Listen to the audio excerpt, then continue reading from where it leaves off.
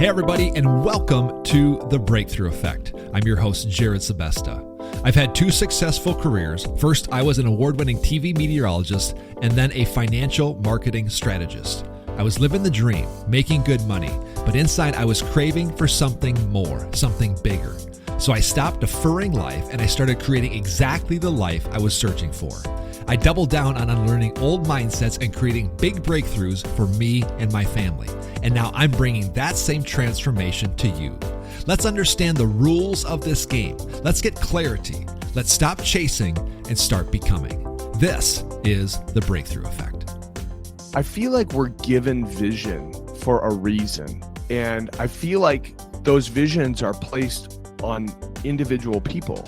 And we have to do our part with what that vision has been assigned to us and really do something about it. And I feel like there's so many incredible things that have not happened because people didn't want to follow the vision that was in their heart. Think of all the lost opportunities and missed, inventions and companies that don't exist because somebody didn't want to tough it out. They didn't want to get up the next day after losing everything and go after it again.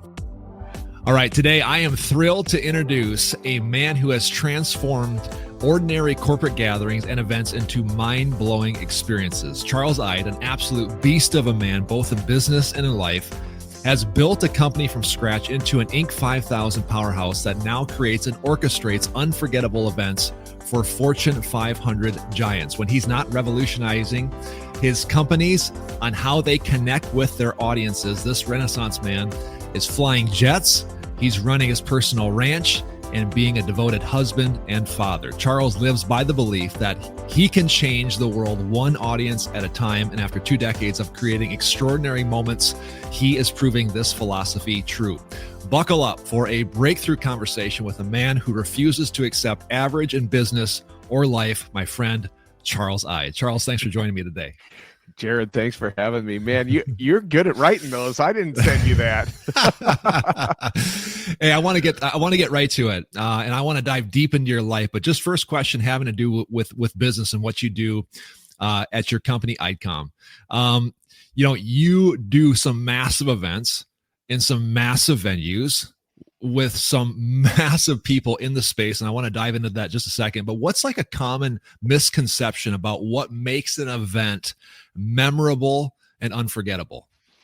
That's a really good question. So I think we get so tied up in special effects and, lighting effects and who's coming out on the stage, and those things are important. But I think what makes a memorable event is being intentional about what you want the audience to feel, right? And when you start there and you say, well, how do we want people to feel when they leave?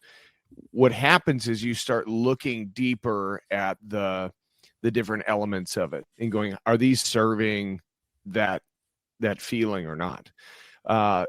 Obviously production is basically like a giant bullhorn, right? It allows you to touch more people at the same time.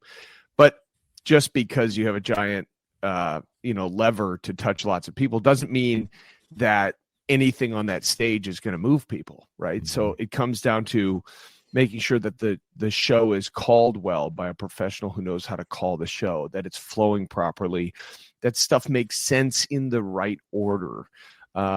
But also to make sure that there's a human element to it, that people don't feel like they're sitting in the audience being used, right? A lot of, I have been at plenty of events where the center of focus is on that person on stage trying to use the audience to feel like they're performing or speaking in front of a lot of people. And the audience never connects with it. But when the people on stage go out there to truly help the audience learn or be impacted in a unique way, that's when you start to see big things happen, right? The person is going out there with more of a servant mindset rather than, hey, look at how many people are in this audience that I'm speaking in front of. And I think the best speakers in the world, they humbly go out there and they talk about how the audience can benefit from the knowledge they have, and not, oh, look at how big this room is, look how cool I am. It's such an insightful answer. And I will tell you, I've been speaking now off and on for 10 years and doing it semi full time now. My speaking coach actually has encouraged me now. He's like, not that it ever was about me, but now it's more about the audience more than ever. And that is really that's an art form and a consciousness level that you have to dive into. So I love that. I love that you said that. Like, that connection piece really is what it's all about. Cause I'm sure that you've seen events that have 100 people and you've been at events that have 10,000, and the connection really is the name of the game. Yeah. I mean, if you think about it, there's different kinds of speakers, right? There's people who are professionals and they do it for a living. And usually by the time they make it to my stage, they've been pretty well vetted. But there's also executives and leaders in the field of whatever company. And some of those people come out saying, I'm going to truly serve the people on my stage, in my audience from the stage. And other people want to use it as a way to look big and have social media show them in front of a big audience, and their content always falls flat because it's not about serving the audience. And at the end of the day, that's who we serve, is the people sitting in those seats coming to be enriched by the work we do. 100%. I can remember the first time that I went on stage, like, this is about the audience, not about me perfecting a talk. And it was actually super emotional. I think I broke down like 3 times in tears. And I think it was just really that connection piece. I love that, that you really strive for that. Well, people really feel like they're connecting with you, and you go out there and you're like, I'm not here to be perfect, and I'm not here to teach you to be perfect. I'm here to help you learn something that I know really well. And I want you to know it really well because it's benefited me and the people in my life. And this is how it's going to benefit you. And that same approach, if it's used with, even with a sales meeting where you've got a room full of 3,000 salespeople for your company, that is really an important thing to come out there and think about, is how am I adding value to these people who flew across the country, most of them, are staying in a hotel, not sleeping in their own bed, which, by the way, is a big difference, sleeping in your own bed, right? And they spent money, and if not money, maybe the company's paying for it, but they've spent their time away from their family to be there. They need value, and they need to know that their time and their mind is being respected. So it doesn't matter if you're the big CEO going up on stage. If you're not thinking about that audience that way, it's going to fall flat. And attendance will drop if it can, if it's not a mandatory meeting.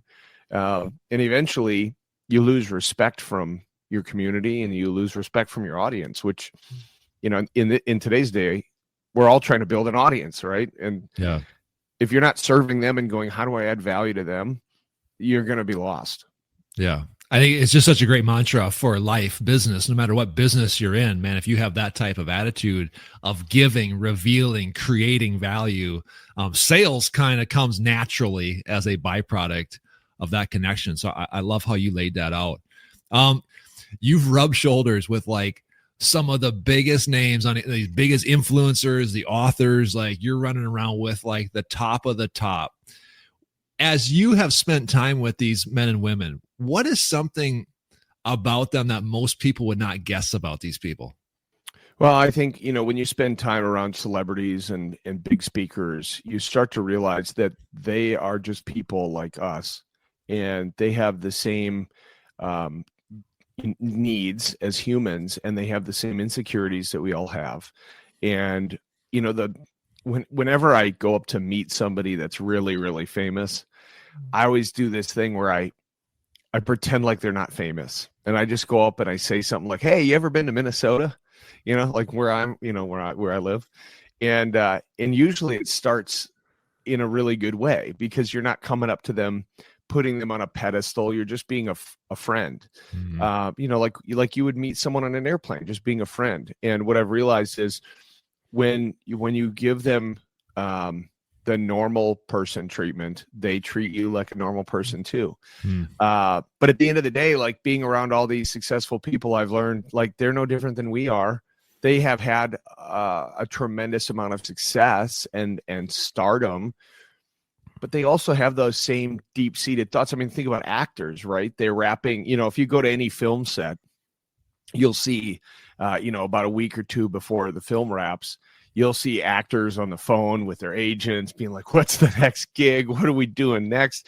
And there's a deep seated, I don't want to say insecurity, but there's like deep down, they need to be needed. And the audience gives them that, right? And that's why their public image is so important. And that's why they take such good care of the way that they look. And I don't mean physically, but in the limelight, the way they're perceived. But at the end of the day, they don't sell. Most of these very famous people, aside from politicians who are, doing important policy work and stuff like that, most celebrities, they don't offer an essential product or service. And so they deep down, they just want to know, like, people still love and care about them. Right. And so anytime I have the opportunity, I always try and make them feel like they're very special. I always walk backstage and I always say, thank you for coming and joining me on my stage. This is really an honor. And my team is here to serve you in any way that you need. And it's always met with a very warm thank you. And some of them I've gone on to become friends with because, I think we have similar mindsets and, similar achievements in certain ways. I've asked that question to other people who have been on the stages and at the events and really rubbing shoulders. Gave a very similar answer, Charles. Like, there's something inside of them. Again, not to psychoanalyze people, but there's a drive to overcome some sort of hurt, and that's probably why they managed to make it so far, which I think is encouraging for people that maybe have had a traumatic experience. Like, for sure, if you're able to reframe that, I mean, holy cow, the potential for you to do so much good in this world is so incredible, and that's what makes these men and women, their stories so powerful. Yeah, I mean, like I had a recent example. I was down in Miami doing a show for a friend of mine, and great company, and they had Fat Joe there, and Fat Joe's been a part of their speaker circuit for a number of years, probably a decade now. Actually, Fat Joe's been speaking on their stage. He relates a lot to the audience. He has an incredible story, and my brother wanted to come down and see my work, and he flew down from Baltimore down to Miami to see the show, and he was like, oh my gosh, I didn't realize Fat Joe was going to be on your stage. Do you think I can get a picture with him? And I was like, yeah, I could probably work that out. Now my brother, he's I don't know if he knows the scale or knew the scale of what we do, but when I saw that Fat Joe was coming off stage, I was like, hey, come back here and let's just hang out. And if it feels natural and it works, then great, but I can't guarantee you. And Fat Joe came off stage. He was on fire. He did a great job, and the audience was electric. And it was just so natural. And I brought my brother up to him, and my brother was just like, oh my gosh, like, I'm shaking Fat Joe's hand right now. And my brother's like, you have no idea how long I've been listening to your music. And then he rattled off a bunch of albums and songs. And Fat Joe was like, yo, brother, come here, man. Thank you. That's so, and I think, I mean, even those individual sincere interactions give celebrities so much, some value, when it's so superficial and everyone's just, yelling from the audience, that's one thing. But when they interact with somebody who's been listening to their music for a long time, and then of course, at the end of the day, my brother's like, man, my older brother's pretty cool. He hooked me up with meeting Fat Joe, but at the end of the day, like these guys, especially guys like Fat Joe, they're just great people, and they just want to do good in the world. And so to have them on my stage is so rewarding because I know I'm helping them do something big. 100%. Yeah, absolutely. What a way to give an experience even to people that are at these high levels. Just a wonderful piece of heartfelt, genuine value. I think that's great. Biggest celebrity you met, maybe somebody that kind of starstruck you a little bit. Well, man, I've had the opportunity to meet a lot of really big people, but I think the coolest guy I've ever met and actually really enjoyed spending time with was Matthew McConaughey. He's spoken on the stage of ours for he spoke on one time on our stage, but then I ended up going to his gala down in Austin, Texas. For years we went to this gala, and it's called Mac, Jack, and McConaughey. And it's Matthew McConaughey, Jack Ingram, the songwriter from Nashville, who's written huge hits. You've heard him, and then Mac Brown. and it's a great gala where they raise money for kids. And I got a chance to be in the VIP and talk to McConaughey. I was like, hey, you were on my stage recently, not long ago. And he was the coolest, kindest, patient. Like, we just sat there and talked. He's sitting there drinking his whiskey. And I'm like, man, this guy, he seems cool on camera, but he's even cooler way in cooler real life. Yeah. Matthew McConaughey is he's the real deal. He's a great man. And, and to be able to rub elbows with a guy like that's pretty cool. That's awesome. That's a fantastic story. It's great to hear that some of these people, that what you see is what you get. That's really, that's good to hear.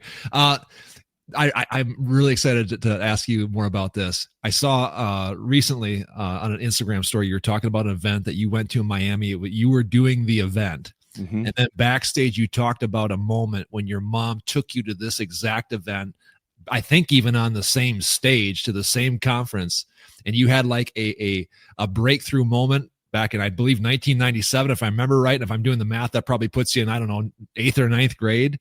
Tell people about that moment and why that was so important to you. Well, when I was in my early teens, I was 13 or 14. I was really into like, technology stuff. Back then, we didn't have all the gadgets we have now, but I did have a boombox. And my mom was a part of this direct sales company called Market America. And great organization, and they do things totally different than people in direct sales normally do. And so she became a distributor in 1996 of the company, and they had these little meetings. And I would plug my dad's stereo system into a microphone. It was a home theater system. It was not made for like audio visual. And here I am like helping mom play music at these events and plug in microphones and record stuff to tape. And they did more and more meetings. And my mom said, they have an international convention. You should come with me to that. And I was like, what am I going to do with that? And she's like, I don't know, but it's like lots of this audio visual stuff, And so we got there, and I ended up meeting the show producer. His name was Howard Spector. And Howard was a very well-known show producer who put together huge events all over the country, sometimes internationally. And Howard, I'm like 14, 15 years old. Howard hands me a backstage pass, and he says, sit next to me, walk around on breaks, don't get in trouble. And I'm like, I don't know who this guy is, but he sat me next to him, and, he's like, go backstage right now. Just don't talk to anybody, but go look around. And I'm walking backstage, and there's Jennifer Lopez right there. And I'm like, that's Jennifer Lopez. This is back when I'm like a kid. And, Jennifer Lopez is a longtime friend of the Ridingers, Lauren and JR. JR has since passed. But we ended up, creating a bond, and Howard started mentoring me. But I remember sitting in that arena looking around going, this is what I want to do. I want to do this. And I was like 14 or 15 years old. And I was like, the way that production makes people feel is something I want to do for the rest of my life. And I sat in that arena and I told Howard that, I'm just a kid. And he's like, well, I'll mentor you. And so he did. He mentored me from afar. And at first it was very slow. He was giving me advice from afar over a long period of time, and it kept growing and growing and growing. Well, Howard had passed away around COVID, maybe just after, from cancer. If there's one thing Howard liked to do, he'd sit there and he'd smoke cigarettes. He'd chain smoke cigarettes at front of house. And that was when you could smoke indoors in these arenas. And he'd sit there and suck on a cigarette and be like, run the video back again. We need to see that again. And you're sitting there watching.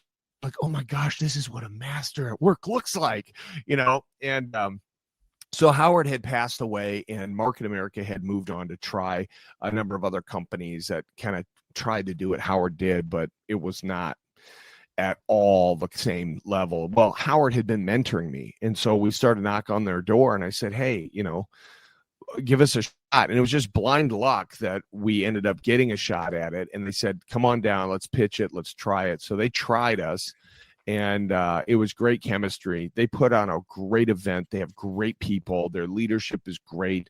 And it was such a surreal moment to walk into that arena for the first time and be like, oh my gosh, this was the start of everything right here. And here I am 25 years, 30 years later. It was probably like 30 years later going, oh my gosh, like this is this is happening. Hmm. And I have nothing but gratitude for that client for believing in me and believing in that story and being like, oh my gosh, like this guy actually is real.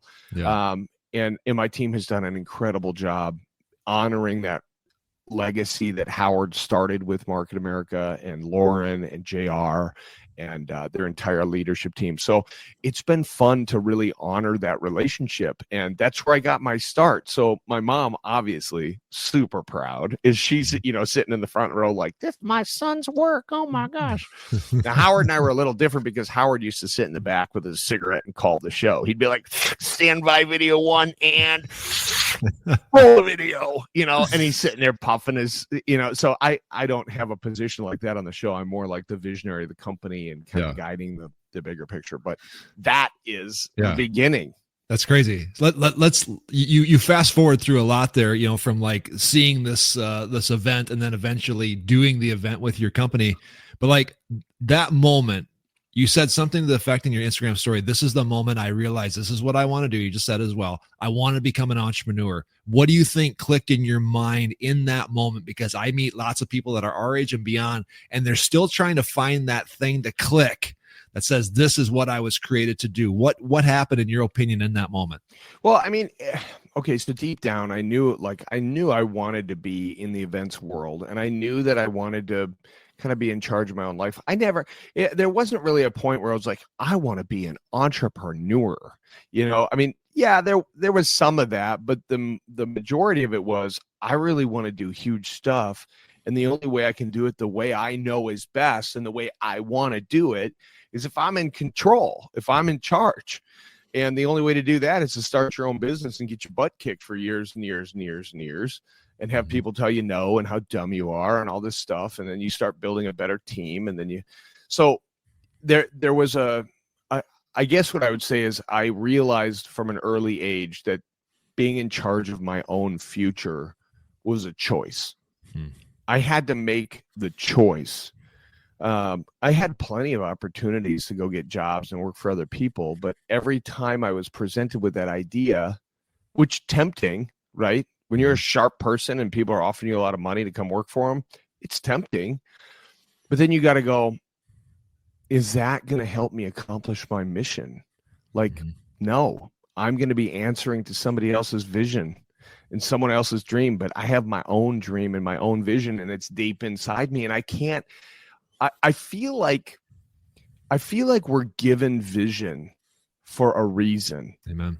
And I feel like those visions are placed on individual people, and we have to do our part with what that vision has been assigned to us and really do something about it. And I feel like there's so many incredible things that have not happened because people didn't want to follow the vision that was in their heart.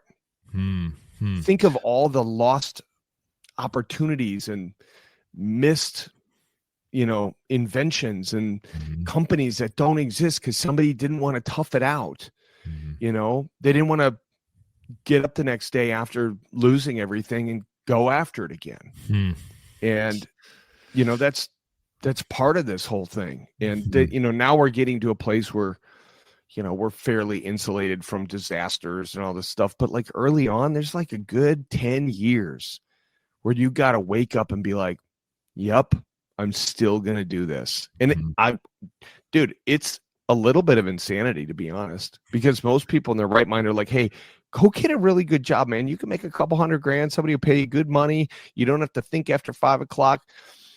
The biggest misconception about being the entrepreneur and the business owner is like, oh, it must be nice. You have all this money.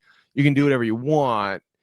But the truth is we never shut it off. We can't escape it. It owns us. And you think we own it? Like, I don't own IDCOM. IDCOM owns me.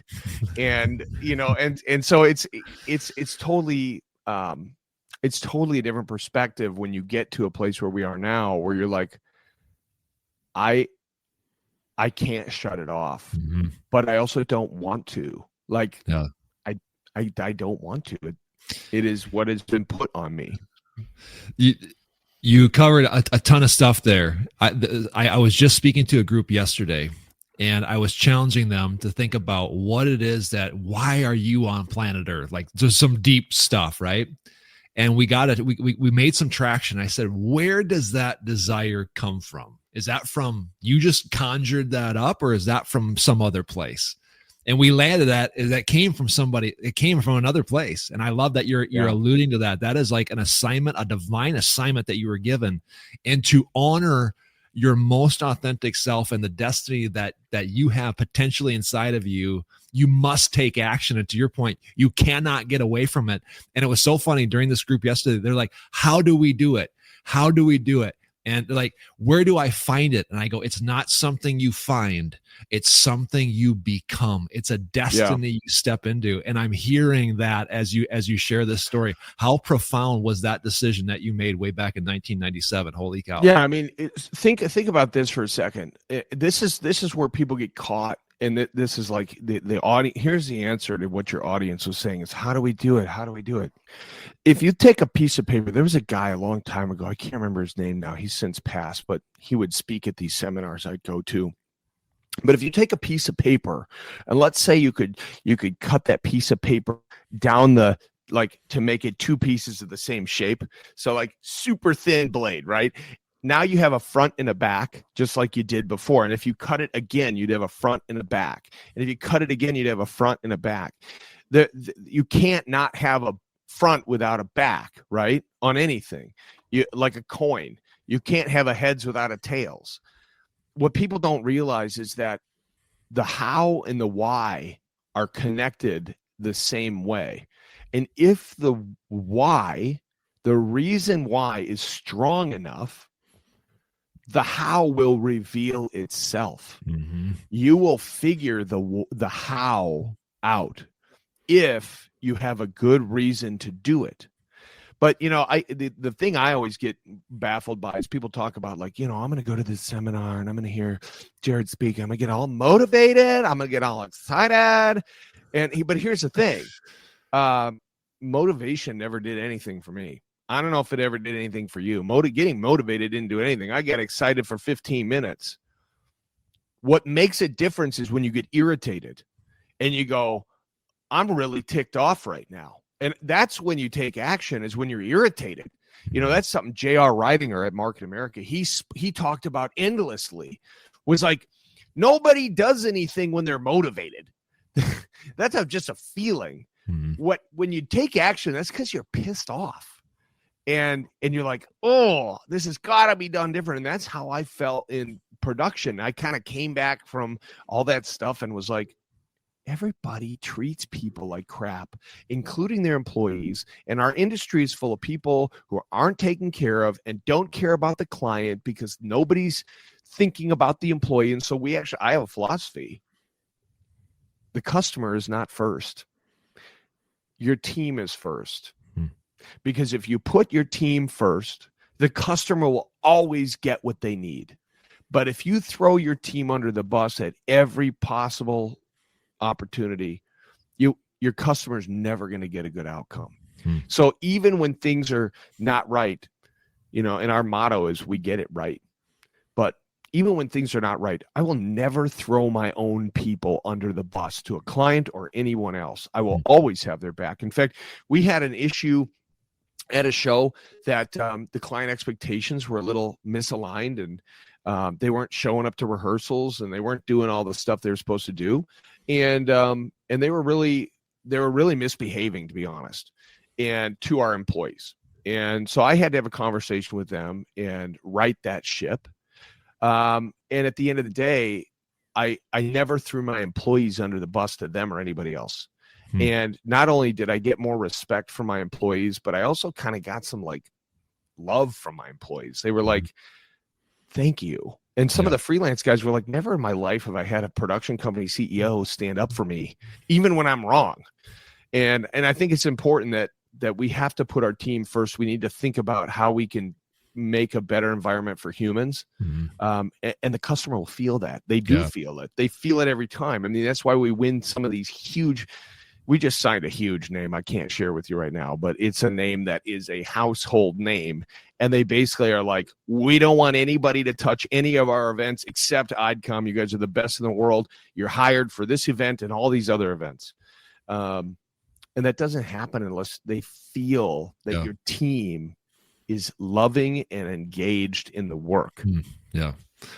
I love that. And I think that that's another great word for anybody, no matter where they are in their life, business, that, you know, if you can bring that type of giver consciousness to the world, man, the world without a doubt starts to like work in your favor in so many ways. I love people that. want to be lifted up, man. Think about it. In a world that wants to tear you down, you know, if you're the one that's like, no, like, let's lift people up. Let's make them feel good. They deserve to feel good. You know, even if they piss you off, like, find a way. Find a way to make them feel good, because they will. You never get to the top on your own ever. Like, it's people lifting you up. And so my goal is just, how do I help as many people become successful as I possibly can? And I will tell you, I give a lot of credit to Lauren and J.R. Reidinger for these things, because I would sit in that audience as a kid and listen to them talk about how, if you really want success, you got to help other people have success too. Yeah. I've never met a guy or a gal who owns a quote unquote business who is a one-man band and has made it big being a one-man band. They're not helping anybody else become successful. And so here at IDCOM, I'm like, look, you want opportunity, it's here. You want to be a leader, it's here. You want growth, it's here. And you know what? Our employee turnover is almost nothing. Our people stay. And that's because we provide them opportunities to become better and grow. Like, give opportunities to others, man, and you will have anything you want.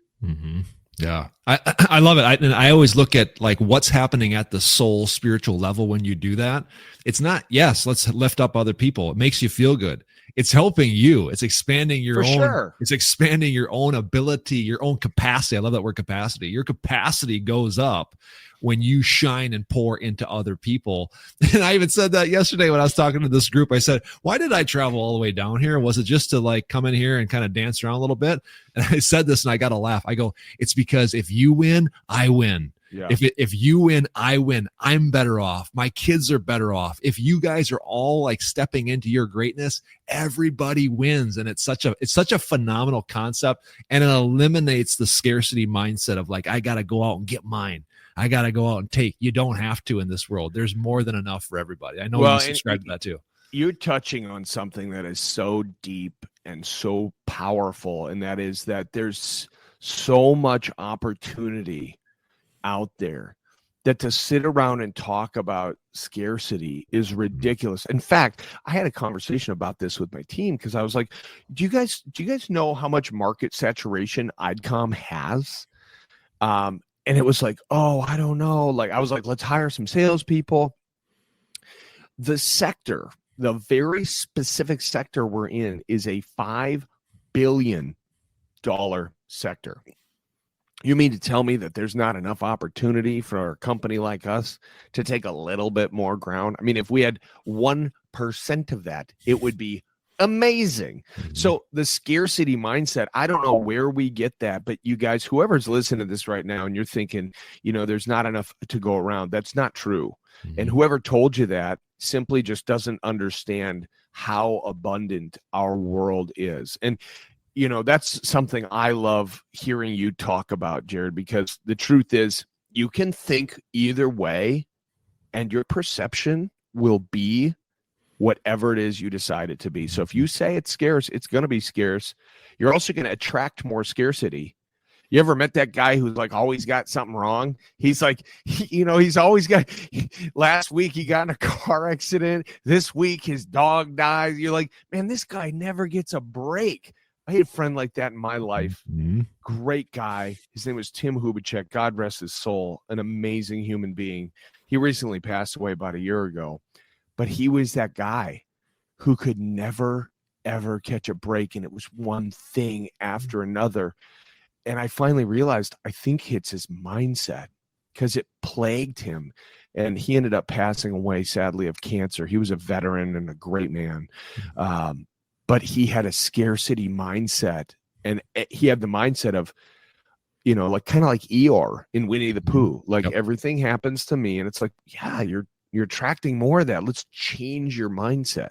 And unfortunately, I was unable to, affect it to that magnitude. But scarcity and abundance are a choice, and you get to make it.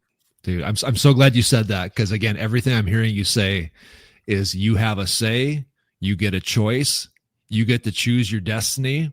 If you want to choose scarcity, that's what you're going to get. But if you choose abundance, like I said, the world will, you'll see stuff start to turn in your favor like you've never seen before, and you're a great example of that. I just want to riff on that one more thing. If you're specific about the things that you desire, whether that's a new job or a big sale for your business or a certain way of doing things, the more specific and clear that you are, and most of us are so distracted scrolling Instagram today that we don't think about what we want. But if you spend time thinking about what you want and you just take a beat, and then you're clear to the world about what that is, the world will bring it to you. It will happen. It's just the way it works. And if you spend time being specific about what you want, it will happen. Yeah. Dude, I think that's so powerful, because when you don't do that, you end up sending mixed signals all over the place. And that's right. How can the world respond, God, divine, whatever you want to call it, respond when you're not even clear? And that goes back to my AFAB guy thing. I've never said this to you, but so this guy comes up to me. I don't remember what we were talking about. It was like hardwood flooring or something. And he hands me his business card and it says AFAB, AFAB. And I'm like, hey man, what's AFAB? Is that the name of your company? He goes, no, man, it means anything for a buck. I'll do anything, man. You want me to babysit your kids or lay down hardwood floor? And I thought to myself, man, that's very useful. Like, I'll just call you for whatever. And then I was like, wait a minute, I don't know what I would call you for. And what happens is when you're like, well, I have a nutritional supplement business. I also am a writer and a public speaker, but I also I build tables. So if you need a table, and then I also sharpen ice skates. So call me for that too. You're never going to get a phone call. Okay. People have to know you for a specific thing. And chances are, if you're doing all of that stuff, you're probably not very good at any of it. They say jack of all trades, master of none. That's the damn truth. Yep. Like, you can't be great at everything. And in fact, to be honest, I'm still trying to be great at one thing, and it's not easy. So I would say, one of the biggest things is stop trying to do too many things, because you can't do too many things. You got to do like one. I'd love to hear your opinion on this, because again, I know a lot of people are listening to this and they're trying to find that one thing. What advice would you give for people that are still trying to search for the thing or a thing that they can really sink their teeth into? This is a really, really big one, and I love answering this question. Have you ever watched American Idol? Okay, so we've all seen those people who they show up to the auditions and they're like, I'm going to sing my heart out and you're going to love it.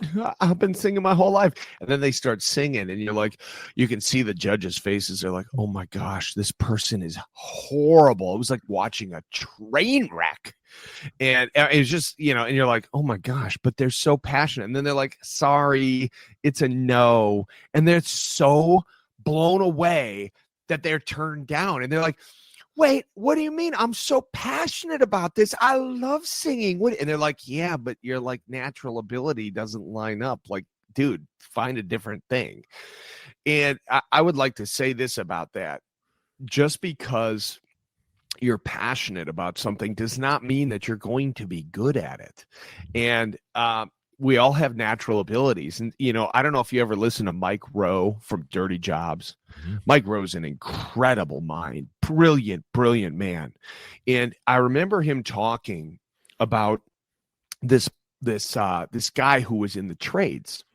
And he was talking about how being in the trades was not something that this guy was super passionate about to begin with, but he was darn good at plumbing. He was just really natural at it. He didn't love it, but he was really good at it. And he said to the guy, like, so are you passionate about plumbing? And he's like, I'm passionate about what plumbing has done for my life. I'm passionate about what my natural abilities being used to the potential have done for my family.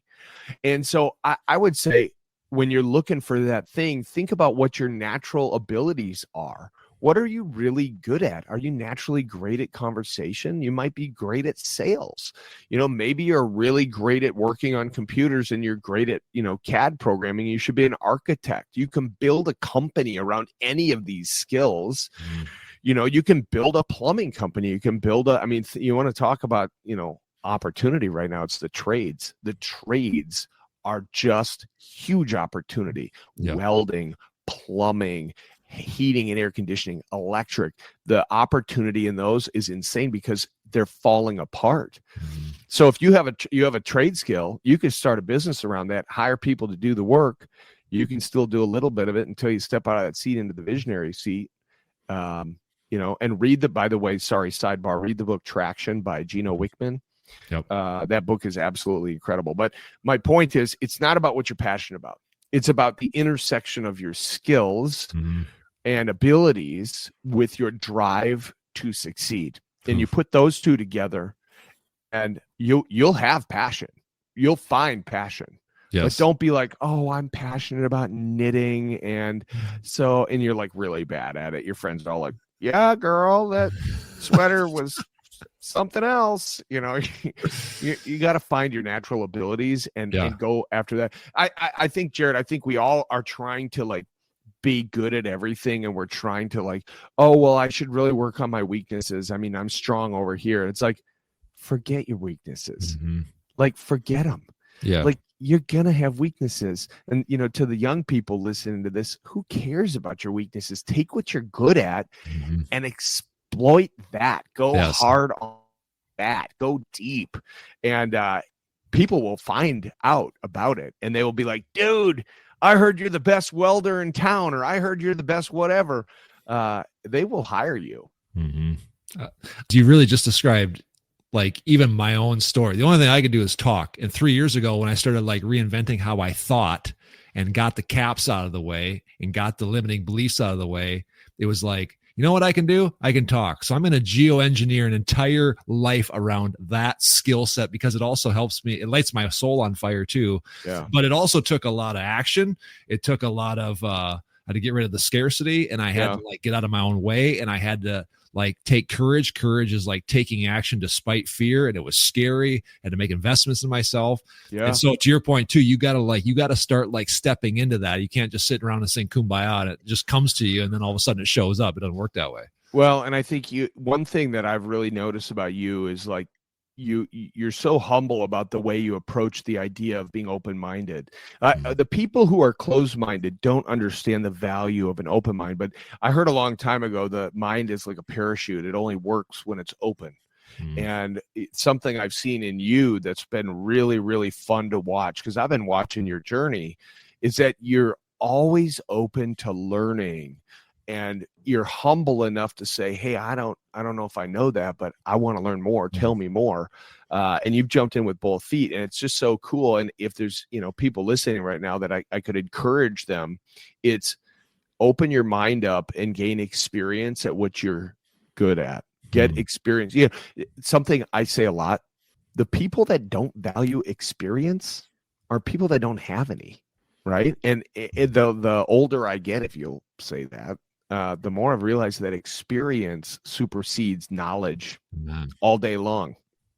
Amen. When I was a firefighter back in my early 20s, I remember the very first training.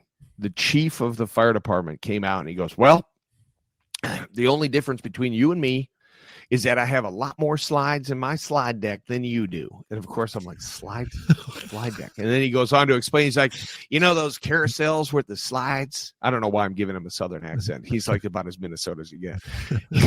But he's like, I've seen that same fire 50 times. exactly what to do, and you're like, oh my gosh, he's right. Like, I've never seen a fire like that before. I would have no idea what to do, but he's done it 50 times. That's why he's the chief. So at the end of the day, like, we have to yield to experience and learn from others. I think one thing you've done an incredible job, including starting this podcast, is learning from other people. And being humble enough to do it. I have mentors and friends. I'm always asking for help. And don't be afraid to do it, right? Yeah. I could not agree more. If you can open up your mind to new ideas, the mind is truly limitless on what you can expand and grow into if you're willing and available to receive that. So I appreciate that much. I want to get you off the phone here in just a couple of minutes. You game? Yeah. Okay. True or false? This is a yes or no question. Oh boy. You're talking about a guy who's got like uberly successful company, kids, ranch, flies a jet. Can people literally have it all? Absolutely. You are an unlimited being that was made by God. You have unlimited abilities, and you absolutely can do anything you want, and you can do as much of it as you want. In fact, sorry, rapid fire, but when people say like, oh, I'm burning the candle at both ends, you're like, dude, you're not a candle. You're an infinite being made by God. You are not burning at both ends. You can do it all. Yeah, 100%. I love that answer, and I could not agree more. What animal on your ranch has actually taught you the most about life and business? Oh my gosh. Oh, that's a hard one. I would say probably the chickens.